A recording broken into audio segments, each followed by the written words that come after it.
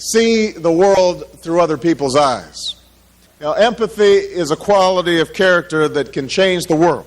Hi, it's Edwin Rutsch, and this is Dialogues on How to Build a Culture of Empathy. And today I'm here with Marcy Axness, and thank you for joining me, Marcy.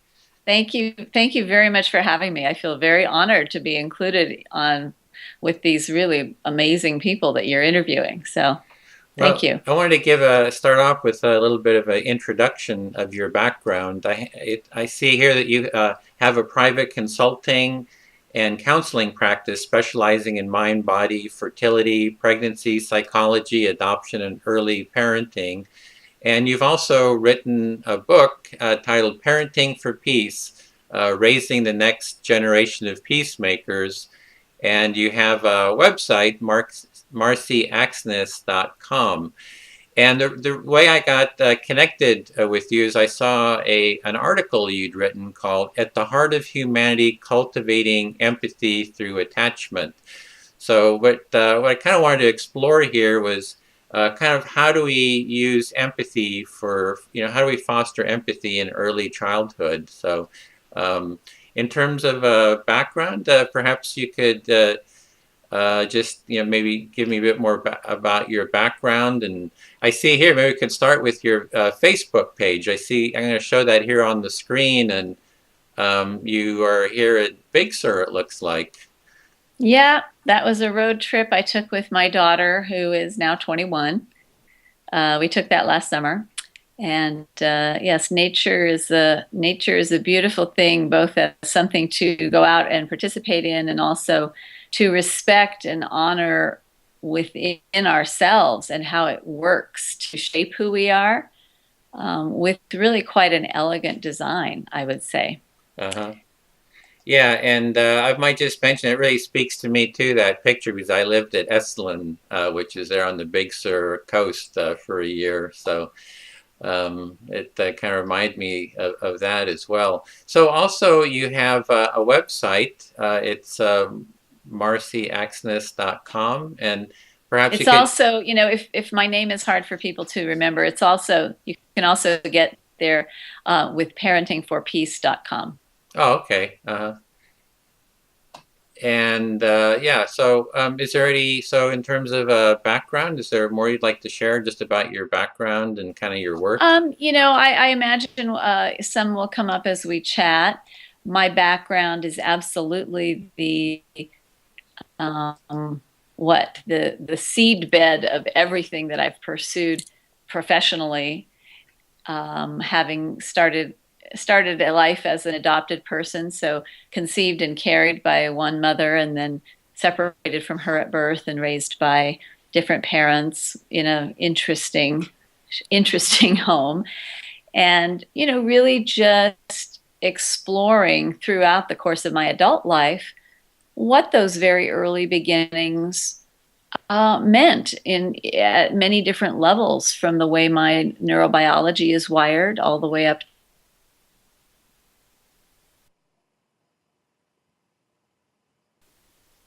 to kind of my, sort of sense of a spiritual rapport and connectedness. And all of that really does very, very fundamentally have to do with empathy.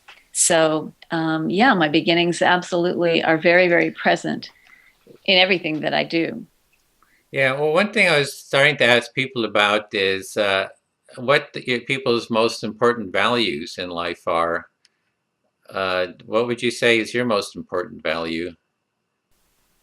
Connection, which is really another way of saying empathy. Because connection is, to me, that is the root of anything that's valuable, comes out of connectedness at many different levels between two humans. One human with their own self is extremely important. We really can't have connectedness with others until we are connected with ourselves. And if we aren't, then anything else is sort of a bit of a charade or a pretense or a facade of being connected. I was listening to your interview with Maya Zalovitz, which I hope everybody will listen to. I feel like having just listened to that, I feel like, well, that's a great prelude to so much of what I write and talk about. And in fact, her book that she wrote with Bruce Perry, I cite it quite heavily in my own book, Born for Love: Why Empathy Matters. No, Why Empathy is Essential and Endangered. And she talked a lot, and you two talked a lot about how you really, in order to be able to connect with and express empathy, you have to feel safe and secure. So that's something that I'm going to want to talk about in the course of our chat. But anyway, I know we're just right. We're just kind of getting started. So really, it's like connection is your most important value, and that's maybe, and it's connection with yourself and connection with others. And how did that become important to you? If you kind of look back through, your life, is there some kind of moment where you kind of had an insight? Oh, this connection is a real important value to me. Well, I'll tell you, I did have something happen to me that I think sometimes these little ahas happen in the most unexpected moments. At the time, I was a producer for CBS News in Los Angeles, and I was producing a series on bulimia. And this was back when bulimia was barely recognized. The experts were still arguing over what to call it. Some people were starting to call it bulimorexia, kind of putting together bulimia and anorexia together. Anyway, so it was at the very early stages. I think this was in 1981. And I interviewed a young woman and her husband, and she had achieved a very unusual thing, which was she had been able to cure herself with the help and support of her husband from what had been an extremely severe case of bulimia. And I remember asking her, well, what do you think it was? What was it? She made it clear that it was her husband and her relationship that really was the key factor. And I said, but what was that? And she said words that blazed into my brain, and I've never forgotten them. And it has just been a background sound for all of these years. She said to me, he wanted to know me, and I had never been known before. Wow. I can still tear up thinking about that. It was so profound for me because it was completely foreign. I had known disconnection from as far back as I could trace my life. And, at that point, I hadn't traced it back as far as I ultimately did when I discovered the whole field of prenatal psychology and just how early events do shape us.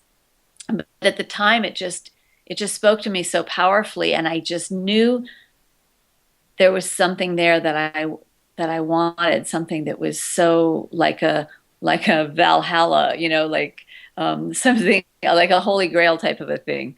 I wanted that. I wanted to know somebody, and I wanted to be known.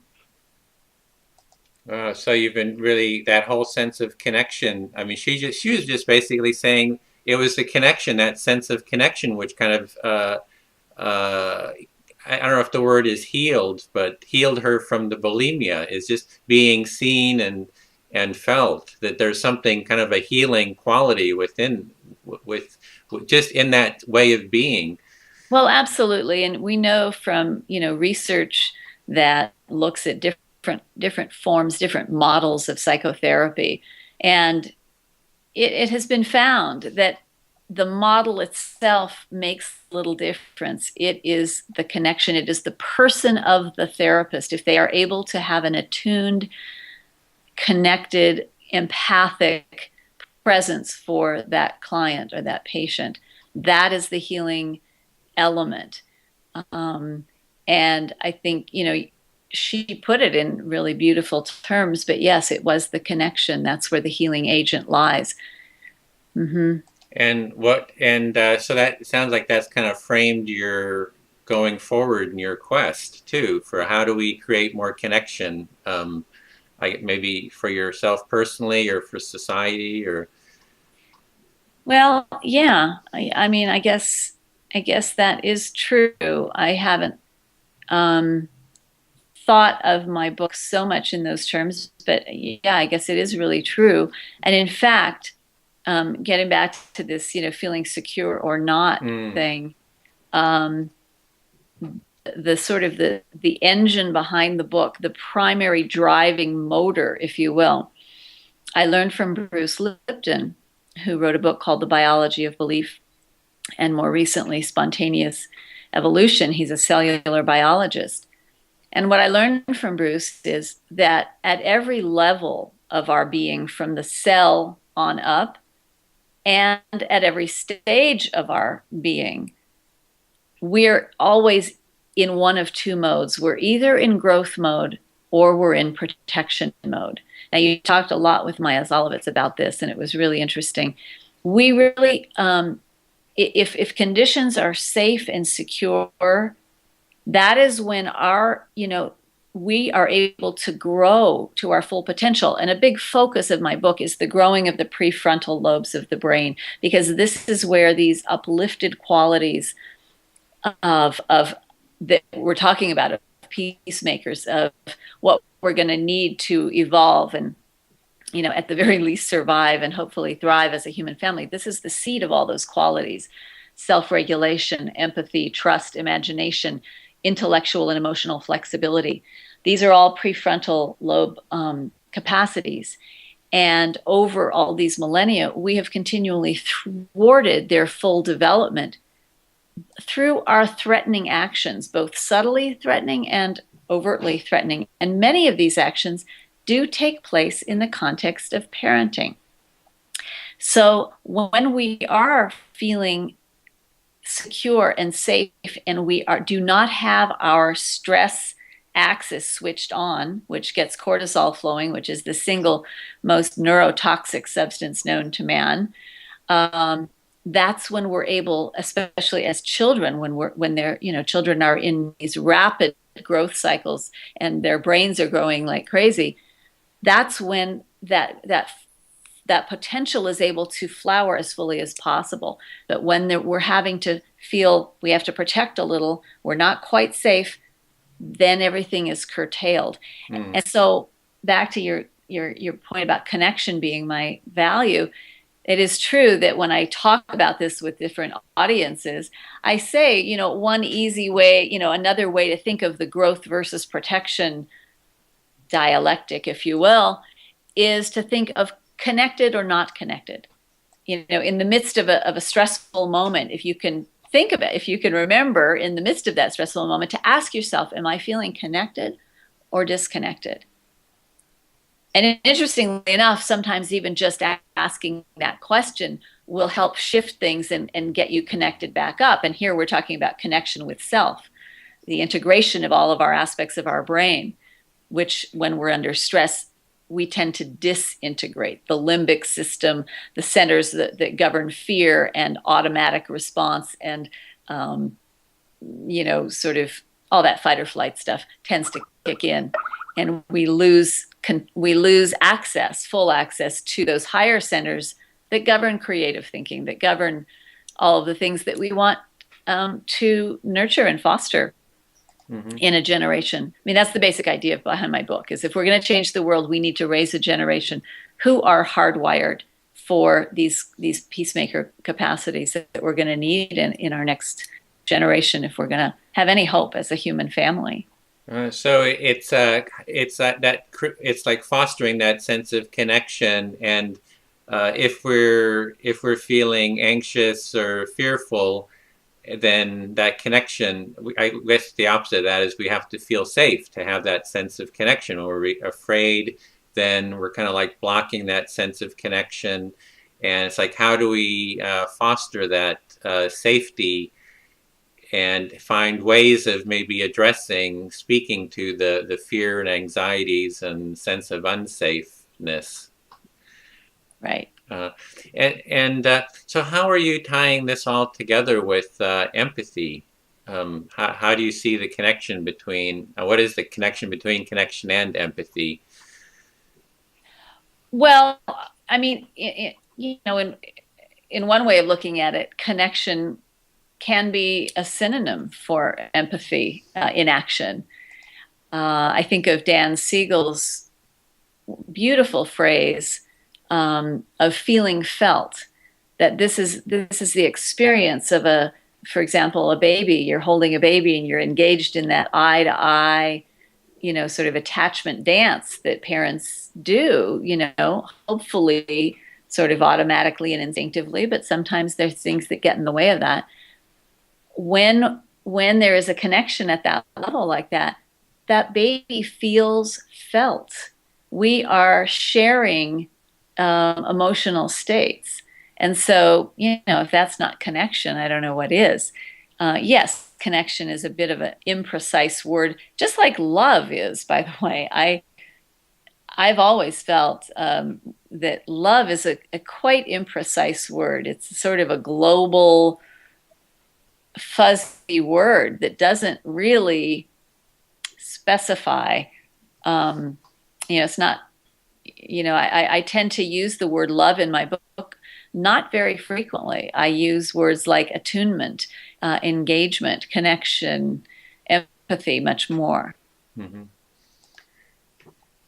Well, sorry. I was just going to say, I think the whole question of your whole series here and your whole project is, how do we build a culture of empathy? And so I would say, not to beat a dead horse of what I've just been talking about, but I think number one is to give our children the gift of a well-built brain. All of these prefrontal and occipital lobe circuitry that a person has to have to even process empathy.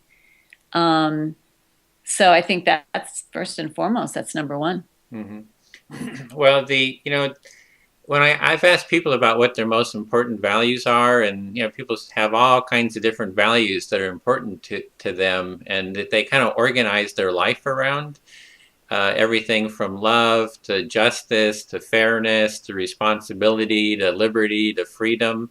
So I'm really looking at kind of, one of the projects I'm doing is relating those values to empathy, to find the connection between those different terms. And so that's why I ask about connection. What is the relationship to connection, and how does that relate? And let me throw out one other mm-hmm. word that Okay. Probably if you'd asked me what's your highest value, and I thought about it a bit, I would probably use a word that I think is very connected to connection. Mm-hmm. And that is presence. Mm-hmm. That really is. That word comes up. First of all, my book is based on 7 principles, and presence is the number one principle. So I do think that presence and empathy are very, very tightly and closely entwined.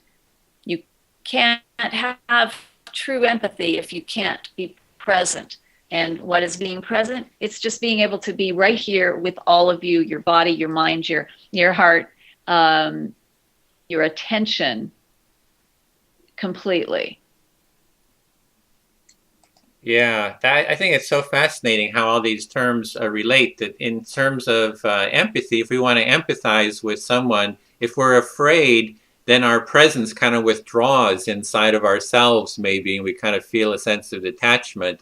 And if we can bring our presence to someone and be really have our awareness on them and where they are, that's like kind of the essence. That's like a real stepping stone to the connection with someone else. It absolutely is, Edwin. And it is very natural. And again, you talked a lot about this with Maya, that when we're feeling afraid, if we're not feeling secure, if we're feeling threatened in any way, it is natural. Again, it's nature's plan that if we feel under threat, we turn our attention inward and we deploy defensive mechanisms. It's just the way we're built. So a perfect example of this in a sort of an everyday lived experience is that experience of meeting someone for the first time. If you're at a gathering, let's say, it's that classic moment when you reach out your hand. Hi, I'm Edwin. Hi, I'm Mary. And it is so natural for us in that moment to feel self-conscious. Our attention most naturally tends to revert to us, either, how am I looking, or what are they thinking of me, or do I really, there's a million different things that can go on in that mind chatter that we have. And so, but if you can get into the habit of making it a practice to just step outside yourself and really focus on putting your attention on them. First of all, it's really liberating. It's just a tremendously liberating thing to get as more and more out of yourself in that way, and more present to others. And the other thing, it's just sort of a added bonus, is you become a much more attractive person in the full sense of that word. In other words, because you are open and you are present, and that's what people respond to. Yeah, so it's really about being more aware of your presence and bringing your presence towards someone, and kind of being able to hold that presence there. Yeah, and in a way, being able to sort of step out of yourself and I'm just off the top of my head, it's being able to kind of, in a way, drop that ego place, and that takes practice. And, there's a parable, or I don't know if it's a parable, one of those sayings, I can't remember all the different terms for the different kinds of sayings, but there's this idea that we each have, two kinds of wolf living in us. We've got the sort of the selfish, the bad wolf, are we born good or evil? Well, we're born a little of both, some of both. We're really, really wired towards the good.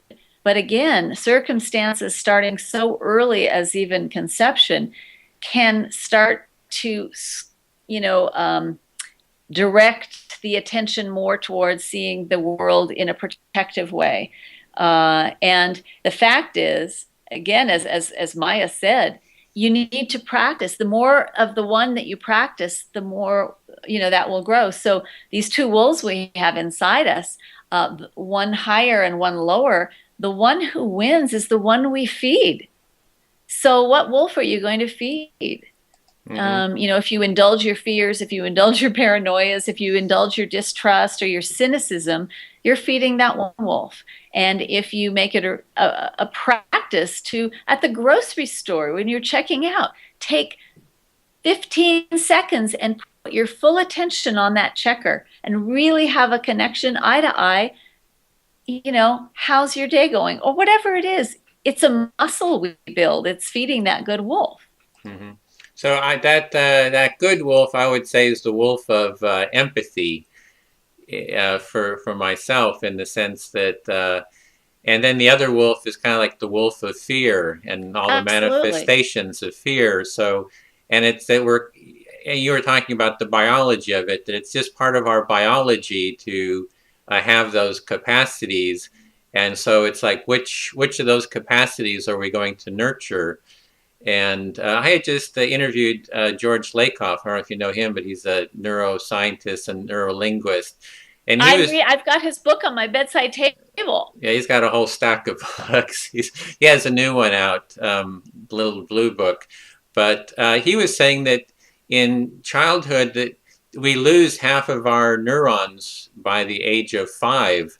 So that early child development, he was saying, is crucial, which is what, I'm so thrilled to be able to talk to you about that, because I'd really like to do more dialogues, around this, prenatal and, the early child development, because it really is framing our brain for going forward, and kind of which of those two wolves are going to be, nurtured at that early age. Right. Because that sets the framework for, maybe the rest of our life. Not maybe. Oh. And again, Maya said this, I'll say it because I think it bears repeating all the time. It doesn't mean if you had a negative experience, I had some of the most, really some pretty negative experiences. It does not mean that that's set in stone and you're unable to change it. one of the great exciting discoveries of the 90s was this lifelong neuroplasticity, the ability of the brain to change in response to new experience. But the fact is, why don't we, it's so much easier as, there's that great quote by Frederick Douglass, it's easier to build strong children than to fix broken men or broken women. Let's focus our attention where we get the biggest bang for our buck. I'm a pragmatist. And so I believe in doing what works. And what we know is, and Bruce Perry, Maya's co-author, says this in his lectures. He puts up a graph on his PowerPoint, and he shows where we put in the most expenditure on programs to teach children nonviolence and to sort of any kind of interventions. And then, but he lines it up with the graph of when the brain is most growing, and they don't match up. Mm-hmm. The great UC Berkeley neuroscientist Marion Diamond, she was, I believe, a neurobiologist, Marion Diamond, she used to say, we're spending all this money on Head Start, but it's too late. We have to make sure in utero that we're building a brain with the dendrites and the neurons to respond to all of these fabulous interventions that we're doing. Yeah, so that takes us kind of where kind of your expertise is in the early child development. And so what can we do to build a culture of empathy at kind of that earliest stage in life? Well, I would say first and foremost that child beginning in utero witnesses and experiences empathy in an everyday, all day kind of way. And yes, we are always going to screw up. We're always going to have moments of misattunement as parents. We're humans. And there's been quite a bit of work on that too. Ed Tronick is one of the researchers who has studied specifically what happens when that connection ruptures. If there's a moment where you look at your child in a shaming way, or you have a stern look on your face, that is a rupture, and it is felt biologically within the child. Blushing is a biological phenomenon that goes along with shame. It has deep biological roots. But a child experiencing too much shame is a greatly undermining process to their ability to experience empathy. So, we rupture. We do rupture. That's how it goes. The key is that we repair, that we recognize it and we repair it in a timely fashion. And in fact, that is a helpful developmental thing. This teaches the child resiliency, or as one author calls it, I love it, the elasticity of learned trust. So we're not looking here to create, a perfect bubble-wrapped utopian world in which the child never experiences any distress. Not talking about that at all. It would really be impossible. There are enough frustrations just built into being a toddler, for example, or a preschooler, when your desires of what you want to be able to do far outstrips your capacity to do any given thing. So there's built-in frustration right there. We don't need to add more for children. So I'm just saying that, we do mess up, we do misattune, but then we repair. And we allow the child to witness the many ways in which we, in our daily life, engage and embody empathy. And there's so many ways to display it in the stories that we tell and that we share, in the conversation that the child is privy to us having, whatever entertainment the child is privy to, which, I am always hoping that certainly for the young child, it doesn't include a screened entertainment. But, even in our routine daily practices, how we care for and engage with our pets, even how we touch objects in our home. All of these things are an opportunity for the child to experience and witness empathy. And it is a fact, the single number one way in which we learn and teach is by example. So example is one of my 7 principles of the book. And I do think, especially for the young child, and when I say young child, I'm meaning 7 and under, 6 and under, that is the primary way to teach empathy. I'm not a big fan of a lot of programs for that age of a child, sort of putting it on them tell me what you think Johnny felt about that. I'm really not a huge fan of that. It's not quite age appropriate. It's not developmentally sensitive. After age 7, yes, absolutely. But for the young child, it really is example, example, example, and experience. Well, this is kind of ties in with what I've been kind of working towards is how do we build a culture of empathy? So it's like, how is there an environment of empathy within the family, let's say?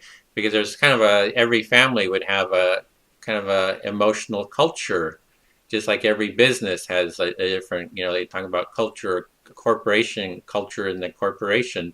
And so, and that sits within a larger societal context. So if the parents are kind of going off to work, kind of getting beaten up, in the job, being frustrated, having all kind of health care problems, societal problems. So then they're coming home and it's like, okay, be empathic and model empathy. And they're kind of like beaten up by the society. No.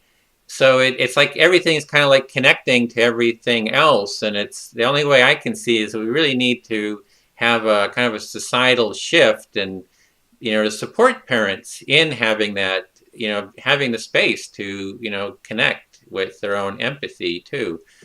Absolutely. I mean, what you just said is so wise, and it's those Russian nesting dolls. It's just one thing nested in another, nested in another, nested in another.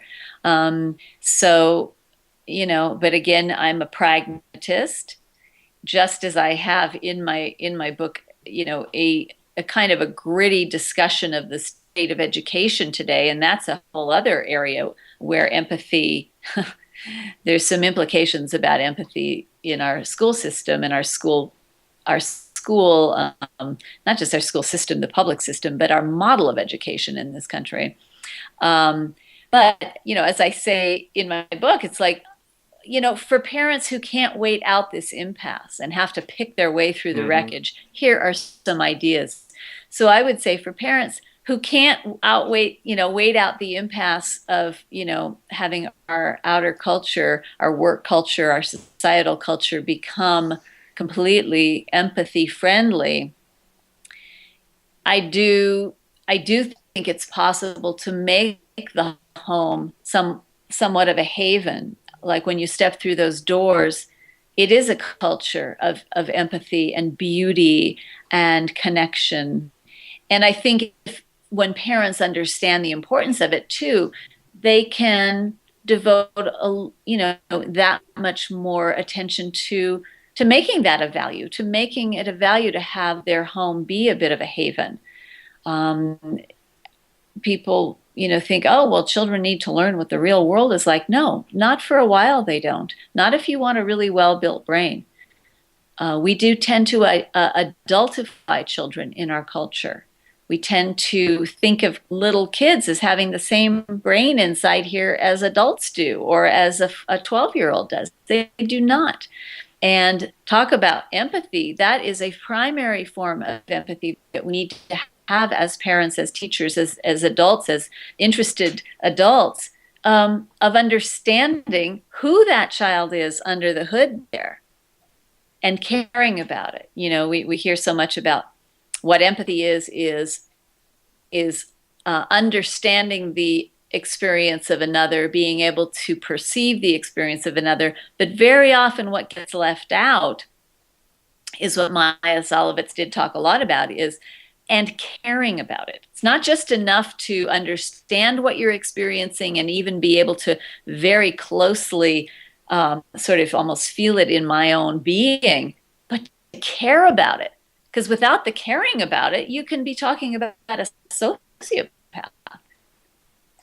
Yeah. Well, it kind of ties in with what the definition of empathy is, and even the academics are defining it in a lot of different ways and or kind of looking at different aspects of it. And for me, it's been kind of like four parts. There's kind of self-empathy, so it's kind of awareness, self-awareness of what's going on inside myself, kind of a mindfulness of my own feelings and insides.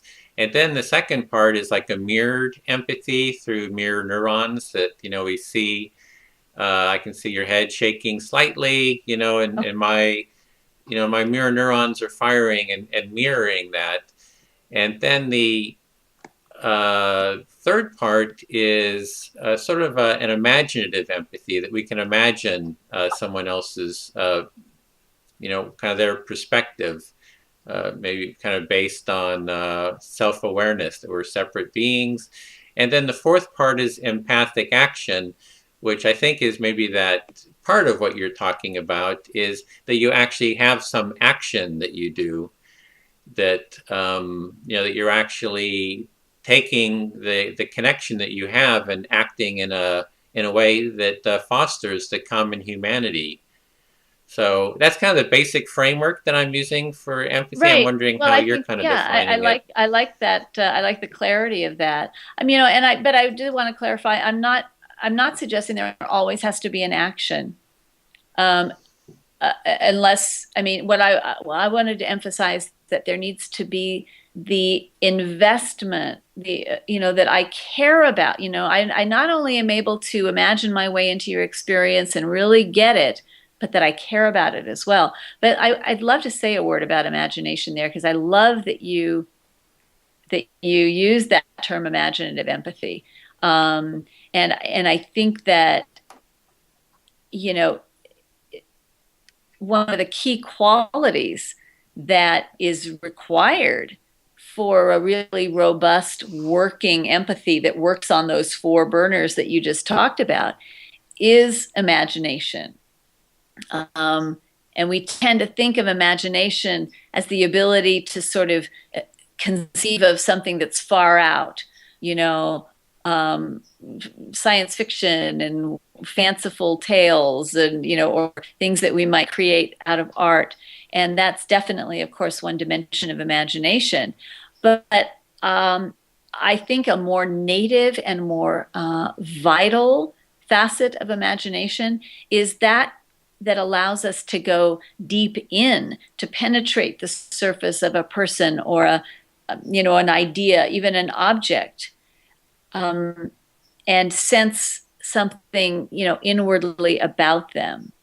And this is the connection. This is a connection that we are designed to do at the level of our neurobiology. That this really is something that we're meant to be able to do. And so, my book is not about changing humanity. It's about helping humanity to fulfill its native neurobiological potential, as well as, I think, its mandate. It's going to be a mandate in order for us to evolve and flourish and thrive in the new ways that I think we're going to need going forward. Mm-hmm.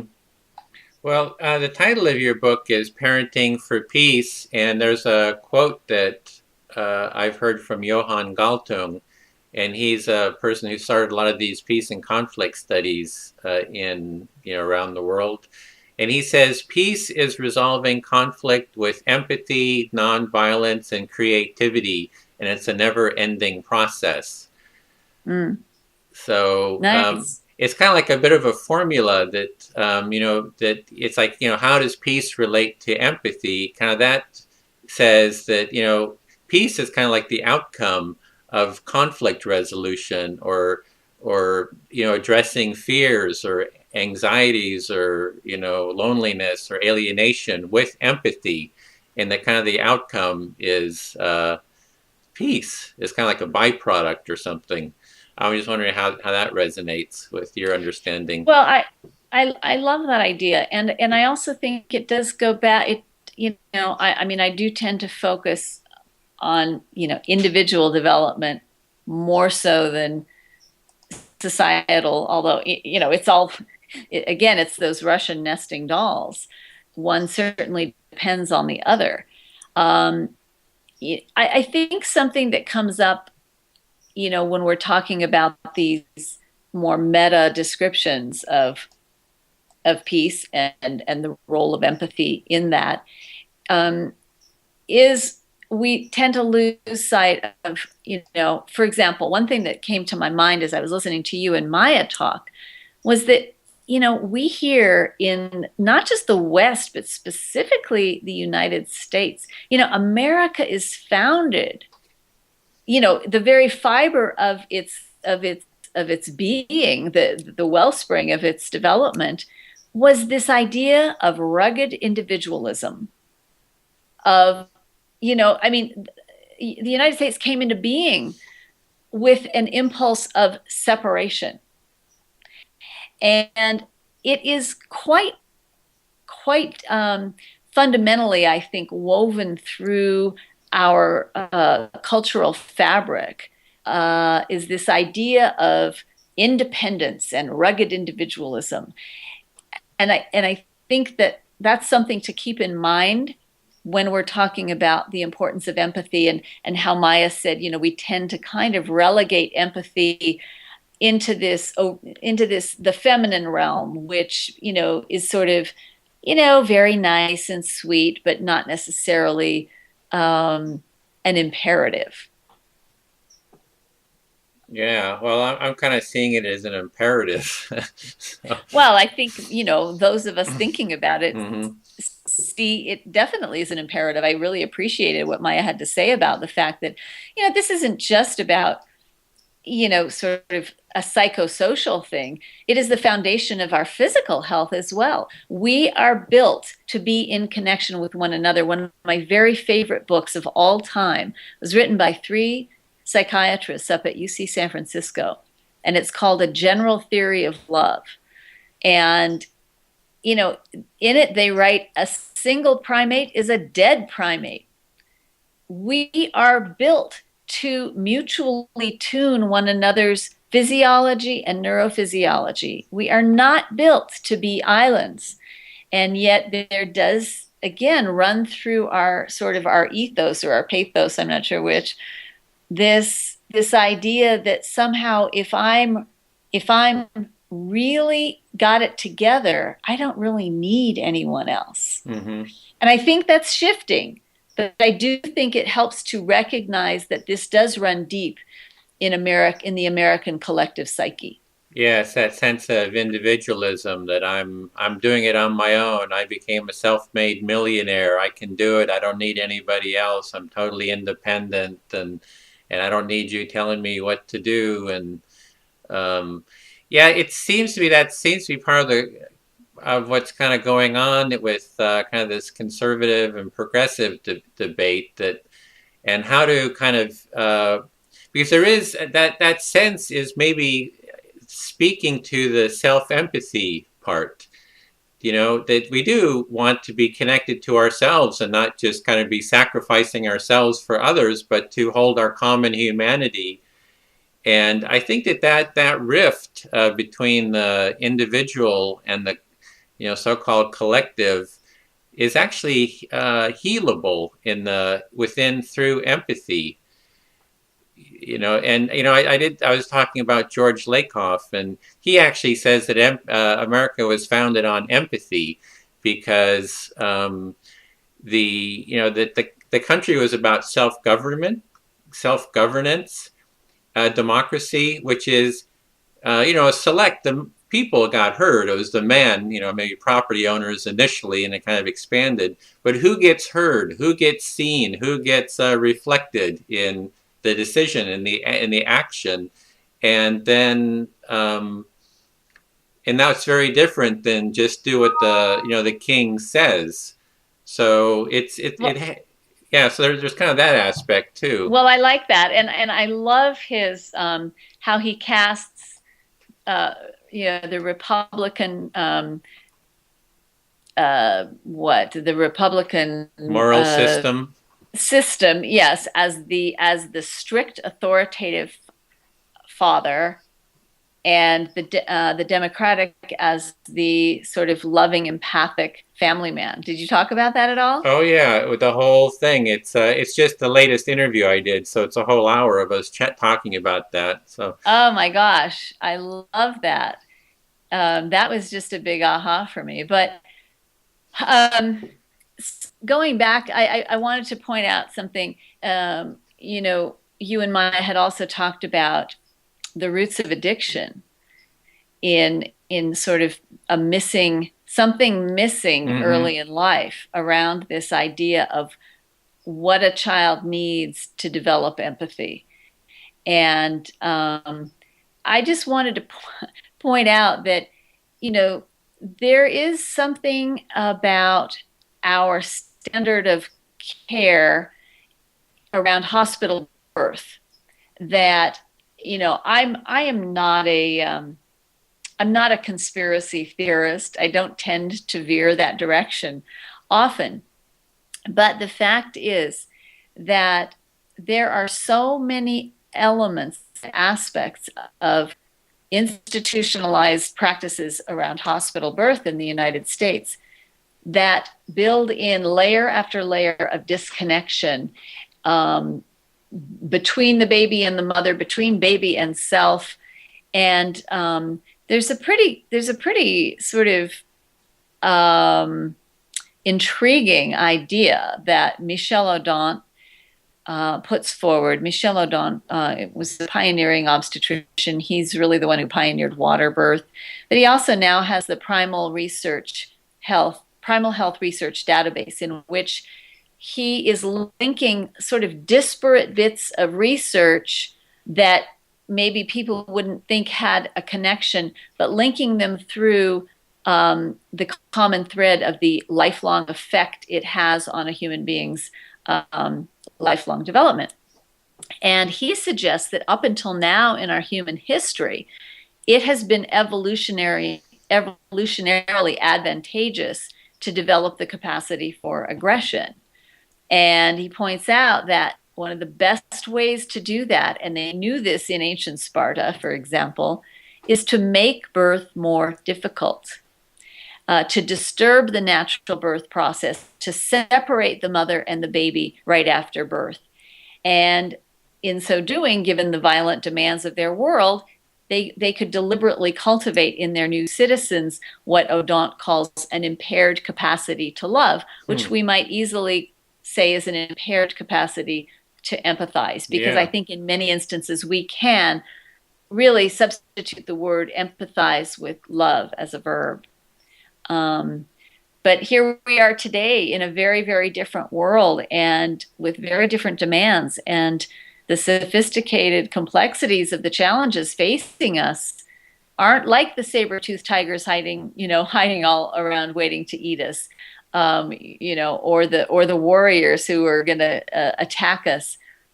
We paradoxically, in this rather dangerous world we face now, we need the brain of a peacemaker, a brain that has been able to grow up and wire up its circuitry in a very secure and very nurturing culture.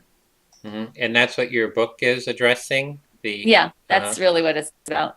And so what are kind of the bullet points of how you're addressing that in kind of a systematic way? Well, like I said, the book is based on it's based on 7 steps through time with 7 principles to apply at each of the steps. So you end up with a bit of a matrix, if you will. What I had done was I took just a tremendous volume of research and I put it through this press of this question of how do we foster the capacities of the peacemaker. And I came out with these 7 nuggets, these 7 principles, which are presence, awareness, which really, I guess I would call the book learning aspect of the job of parenting. Okay, let me just reflect that as we go along. So the first part is presence. So it's kind of just being present with someone, and how do we nurture that kind of that quality within us so that we can hold more presence with others. Absolutely. And I give very practical examples of how that can look at each of the steps. So you're giving a whole set of tools and ways of deepening presence. Yes. Okay. And then the second part is it you're saying it's like, okay, get educated about this? Is that what you're Well, saying? the principle of awareness does apply to sort of the book learning aspect, understanding who your child is at a brain level at age Mm. 3, at age Hmm. 5, which is incredibly helpful and really necessary if we're going to engage with them in a way that that doesn't put them into that threatened place. For example, here's a classic thing that we all we tend to do, parents tend to do, to ask a child why they did something. Why did you do that? It's usually Hmm. something negative, and in the book I point out how nothing will throw a child into total protection mode and out of growth mode like the question, why did you do it? For the most part, they don't know, for one thing. Can I just break in here for a second? Because I have, a couple of young nephews and nieces, and a couple of them are a little bit of bullies, and I love them dearly. But there was just recently one of them was kind of like beating on the other one. I'm kind of like trying to find ways of, well, how do I bring more empathy into this? Because I don't have children of my own. So I actually went and I said, why did you do that? And then the other one said, I don't know. So it's exactly what you're saying. Well, thank you for that self-disclosure. Because one of the things that happens in that moment, depending on the temperament of the child, sounds like maybe this didn't happen for them, but a child with a different temperament might go right into shame, because then not only did they do something wrong, but now can't tell you why, and so they're in shame and they're totally in protection mode. So in that instance with your nephews, obviously I would have to know a little bit more, but one thing that typically tends to work is, our attention naturally tends to go towards the perpetrator, but if you can put your attention on the, quote unquote victim, let's say, and maybe just reflect a little bit, oh, I bet that hurt, or I bet that didn't feel good, and kind of voice that. That's one way to go. Hmm. I would have to see what the situation is. Okay, so it's that. So point two was cultivating awareness, Awareness. and awareness And it seems. also has to do with awareness of our own selves and our own histories. But that's, yeah. Is it kind of The, awareness in terms of understanding? So kind of deepening understanding of how all this works. right. Okay. And then the third principle is rhythm. We are, we as humans, we are rhythmic beings. There is rhythm. We are imbued with rhythm, respiration, heartbeat. We have a flow of our cerebral spinal fluid. And we do tend, we're definitely linked up, for example, with the rhythms of the moon, which we've all but forgotten in this techno sped up world. But rhythm is a fundamental pacing need of the human, and certainly the young child absolutely so deeply benefits if we can recognize their need for rhythm and we can meet it. We can weave into our daily and weekly lives this sense of rhythm, of things happen sort of in a regular and predictable way. And even Bruce Perry, Maya's co-writer, says that when the young child lives consistency, predictability, regularity, his or her brain will wire up in a predictable, synchronous, well-patterned way. And this is so children learn what they live, they become what they live. Mm-hmm. So when you're saying what was the term you used? Synchronous Rhythm. rhythm. Okay. So is it the rhythm of like eating, 3 times a day? Yep. You're going to bed at the same time. You're waking up at the same time. There's a certain format pattern within the meals, structure itself. Absolutely. Uh-huh. That's it. And, so there's the daily rhythm. And of course, meal times and bedtime are the fun, the big tent poles there. And then there's weekly rhythm that the young child knows, this is farmer's market day. I'll never forget when my daughter was 6 and she was in the kindergarten at the Waldorf school, where they're very, very attentive to rhythm. And she and her girlfriend had a little dancing class that they would go to on one of the weekday afternoons, and so they got picked up right at lunch. And one day, and they cooked something different every day in the morning in the kindergarten. One day was bread day, one day was popcorn day, and I will never forget that one of the children seemed a little distressed when Eve and Julia were getting picked up, and their teacher, knelt down and said, "Yes, Eve and Julia leave early on soup day."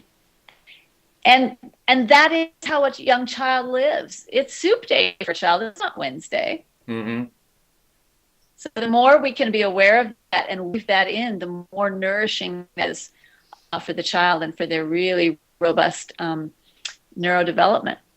So is that the same kind of rhythm in terms of like dance rhythm? Like, when you kind of dance with someone, you get into a rhythm and you kind of mirror each other. This is a little bit different, or is there some kind of overlap there? Oh, there's certainly overlap. But, do you have rhythm?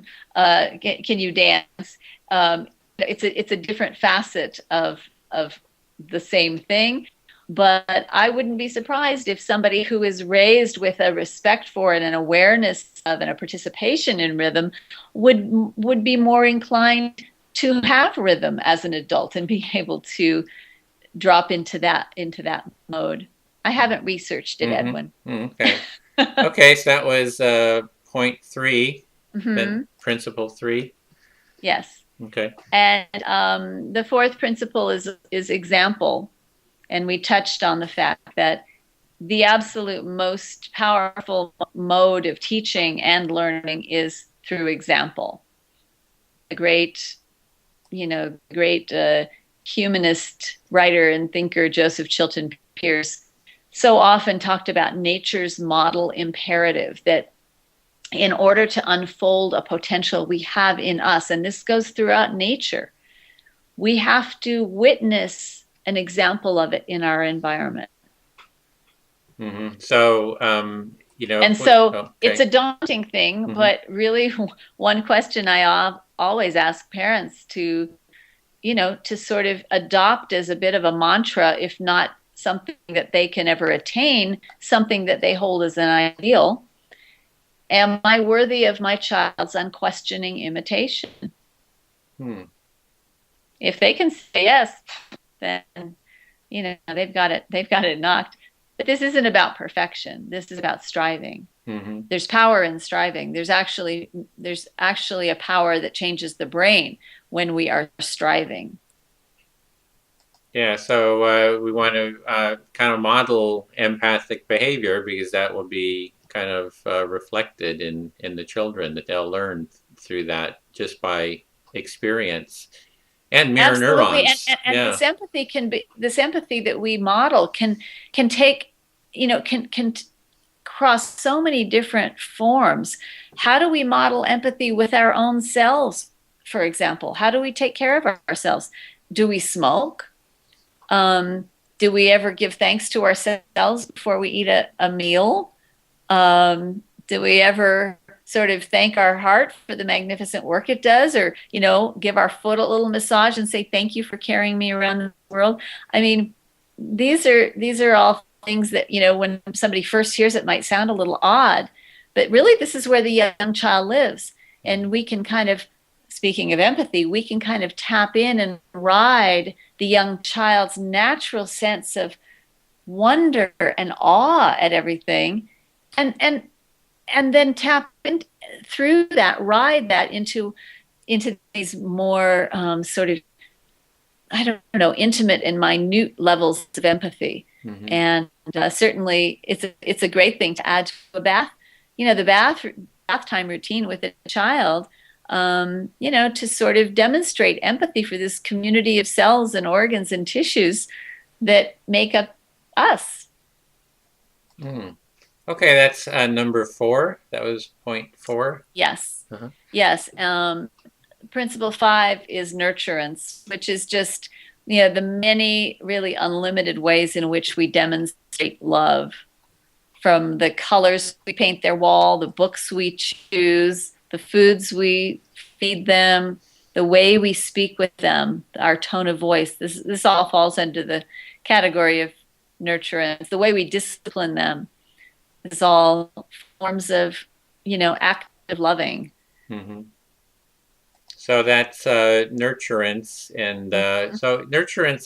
How does that relate to empathy? How does it? I think of nurture. Well, I think empathy is one of the prime forms of nurturance. So a lot of the early discussion of nurturance in the book does discuss empathy. And by the way, the 7 steps, step birth, empowered birth, is step number 4. So you can see it's very front loaded. Step 1 is pro-growth choices. This is before you even conceive. Step 2 is attuned conception. 3 is radiant pregnancy, and so on. So it's a very front loaded process. I'm a big believer in the principle, or the I don't know if it's not really a principle, it's a tenet, I guess, in chaos theory, which says sensitive dependence on initial conditions. Mm-hmm. So it's like as early as possible, start fostering these values. I mean, really Absolutely. early. Yeah. Okay.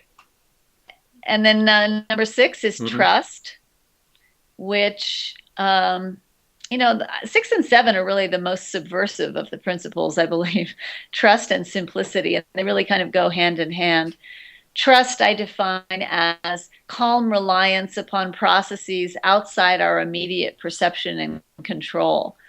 And that's a dying art, quite frankly. It's a muscle that is seriously what happens when a muscle goes away? I'm forgetting the word. Atrophied. Yes, yes. This is a muscle that is seriously atrophying in our culture. With every bit, we are so connected with our cell phones and our, everything. We're never having to rely, it seems, anymore on that inner knowing, what we used to call intuition, that still small voice. We don't have to have a still small, well, we might have a still small voice, but it's drowned out by all the tweeting and posting and ringing and buzzing and all of that. So, so we're kind of like, we're kind of engaged in all the busy work of life through all the. Yeah, and it's a bit of a siren song, I think right now we're engaged in a bit of a moment of deep infatuation with all of our mini screens, and all of our personal devices. And I do like to think that the pendulum will swing back, and we'll come to a point where we actually use them as the tools, the amazing tools they can be. I have a cell phone. I just got a smartphone. I love my smartphone. But it's a slippery slope. We can kind of slip along to a point where we start or stop using our own inner knowing. And so in the context of parenting, I bring up the fact that, okay, so now everybody gets routine ultrasounds at almost every, I'm not even sure, depending on your doctor, every prenatal visit, we take an ultrasound photograph.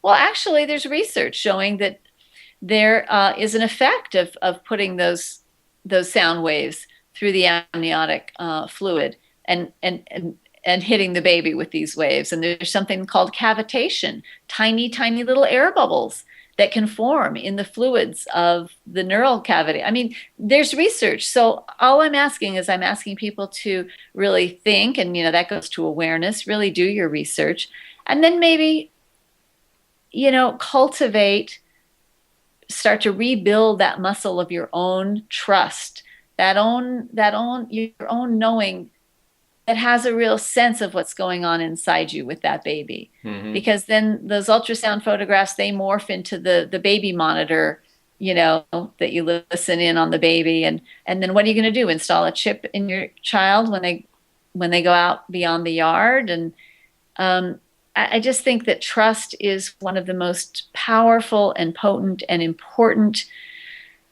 capacities that we as parents, you know, as citizens for sure, but definitely parents. My God, you are going to need that trust when your child takes off with the family car for the first time.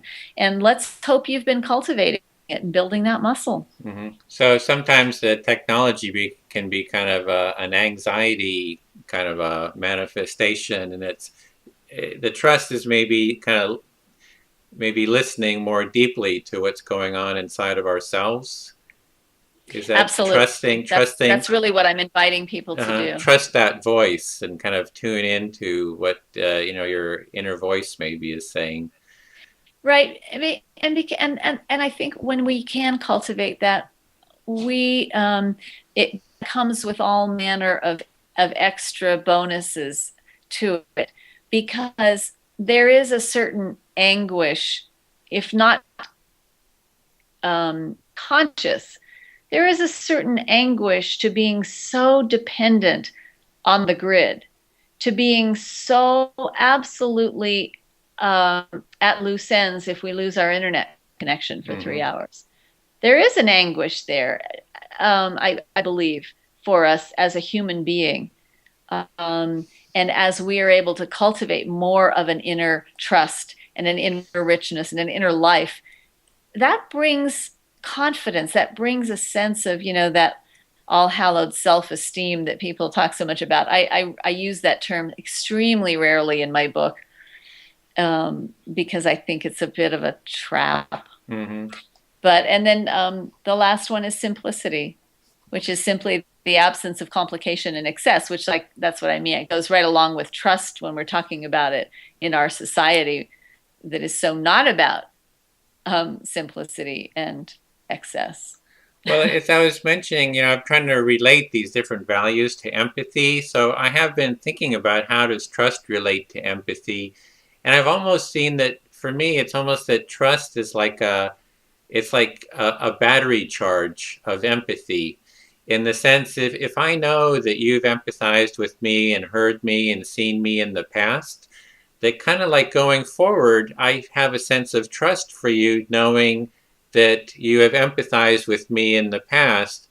And then if I've lived in an environment where people have heard and seen me, then it kind of gives a sense of grounding that this is kind of like the natural state of me being heard and seen by others. So it's almost like I just use a metaphor, like I said, of a battery, right? If we're not heard and seen, our trust charge gets really low, and if we're heard and seen on an ongoing basis, we have a deeper and deeper trust charge, I guess. So no, I think that's a great analogy. That's a really good one. One of my colleagues used the image of the empty well or the full well. It's, it fills you up. And then when you're filled up, you can stand a little, what I was talking about earlier, you can absorb a little bit of disconnection or misattunement because you've got that store of trust. And so I think that's really good. Yeah, I agree. Yeah, I think that's really that story, that part of being able to absorb. I was like, we had what we call the empathy tent at the Occupy Berkeley, and it was just for people to come and be heard and to have circle process and art and conflict resolution. So there's a lot of people who are like just on the edge, and they just don't have much of a charge and of that empathy reservoir, that their well is not full. So it just takes the smallest thing to set them off and so I think that whole thing of just having that trust is just so important. Right. And of course, the famous child psychologist Erik Erikson, in his very well-known stages of psychosocial development, the first stage of infancy, and then I back that up into prenatal, is the development of trust or mistrust, and it's based on our experience of the world. Either we're responded to, our needs are met, and we develop trust, and we're starting to fill that tank or charge that battery, or we don't. And it does become a foundational template that, yes, can be adjusted, can be revised, but with a lot of work, quite frankly. Yeah. So then you're saying the last part was simplicity. Yeah, the last is principle. simplicity. And how does that relate? Pardon? And how that relates to empathy? Well, I really think that some of the greatest moments of empathy are extremely simple. I'll give you an example. I know that in the notes that you sent me, you had asked, if I had, if there was like a moment when I first experienced empathy, or what was a particular moment, a story of when it appeared for me. And I'm not going to say it was when I first did, but I would say probably it's the most outstanding, or the moment that stands out the most to me. And that was when I was kind of getting my 3-year-old daughter, my daughter who was 3 at the time, she's 21 now, sort of getting her aimed towards bedtime, okay, it's time for bed. And she was pretty, I don't know, she was revved up or something. And I was like, you want to hear the story about the day you were born? Kids love to hear the story about the day they were born. Mm-hmm. And so I told her about the story of the day she was born, which was a wonderful, it was a wonderful birth. It was a wonderful day. And we were home the next day, and it was quite lovely. She absolutely caught me unawares when she said to me, she's 3 now, remember? Mm-hmm. Mama, tell me about the day you were born. Well, I had not, I had a 3-year-old and a 6-year-old, and I hadn't really thought about how I was going to tell them, about adoption in general, or about how I was adopted, or any of that. I just hadn't thought about it yet. But there I was on the spot. So I think I did a decent job of expressing it in a very brief, almost haiku fashion, at a level that she could understand. I grew in the belly of a mama who just didn't have what she needed to have to be a mama. She didn't have a room for me. This is the kind of thing that a 3-year-old understands. She'd have a room for you. She didn't have a room for me. She didn't even have a daddy for me. So. But there was another lady who really wanted to have a baby, but she couldn't make a baby in her belly. And so they decided that the other lady would take me home and be my mom. And her eyes are huge, and they're locked on me, and they're swimming, just glistening. And there was this long pause. And she said, "Did you get to say goodbye?" That to me was the most extraordinary demonstration of several things. A, the ability of a 3-year-old to really empathize. B, the idea that a child that young just knows it's the natural order of things, that babies and mothers don't get separated. And she hit on actually one of the most ongoing challenges in the experience and the process and practice of adoption, which is, how does that separation happen? How abrupt is it? Do you get to say goodbye? So that was a moment that just I'll never forget. So that's the simplicity, just that you're able to make something very accessible for someone else, so it's not too complicated for them to grasp it and see it and feel it. And yeah, well, I mean, I do think too, moments of true empathy are simple moments. There aren't a lot of trappings. There isn't a lot of hoopla.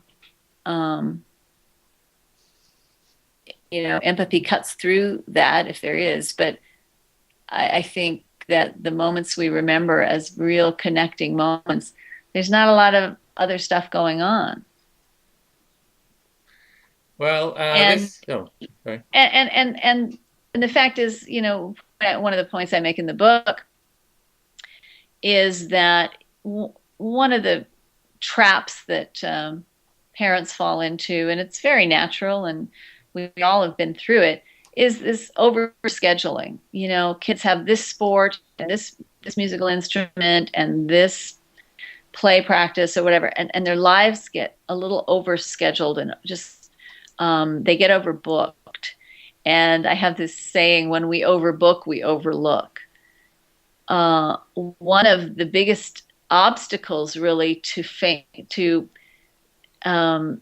ease in parenting and family joy is our adult agendas, things that have to get done, the schedule, and if we are able to simplify that, if we can trim that back, then we tend to amp up the joy in our lives. And by amping up the joy, what I mean is we're able to connect more, because really empathy is that connectedness, that joining in another in their experience of life in this little moment. That is the root of joy, I believe. So, one of the casualties of this speediness and overbookedness is just sheer kindness. When we get pressed for time, we can get snappy. And, that's bad enough with the checker at the supermarket. But when it happens with our own children who are in that, those critical developmental windows, that's a cost that can be, incalculably high, just the loss of kindness. Yeah, so it's that empathy really takes a little time. It's like it needs space and time and awareness and presence to really flower. Yes, it does. And then, but once you've charged your battery, like you said, if you've charged your battery with somebody, then empathy can, you can have just a moment of empathy, in the midst of something busy too. Yeah. So it's that starting early and kind of making sure the battery is kind of charged as we go through life, and then you can take a few jolts and hits along the way. Yeah. And that's called resilience. And there's a big study of resilience, it's one of the branches of positive psychology field, is the study of resilience. And people who score high on resilience, they're comfortable asking for help. They're comfortable reaching out. And so, this is one of the big things that we're wanting to cultivate as well, this healthy interdependence, a bit of a departure from, that American value of rugged individualism and I'll do it myself. No, if we really want to be happy, we'll do it together. Well, that's, this is really great to talk about this in the early childhood development, because I'm becoming more and more aware of it and just the importance of it, and wanting to interview more people around this and maybe do some panel discussions. So, we've gone for about an hour and 20 minutes, which is, wow. I could go on for hours, but I probably need to bring it to a close. But we can continue, the dialogue. Maybe find some others who are kind of working in this area, have some panel discussions or talk about. I'd be happy to. Okay. It's so important, and it's a joy to it's a joy to connect with somebody else who's thinking deeply about it. It's just great. So thank you. It's been great being with you. See the world through other people's eyes.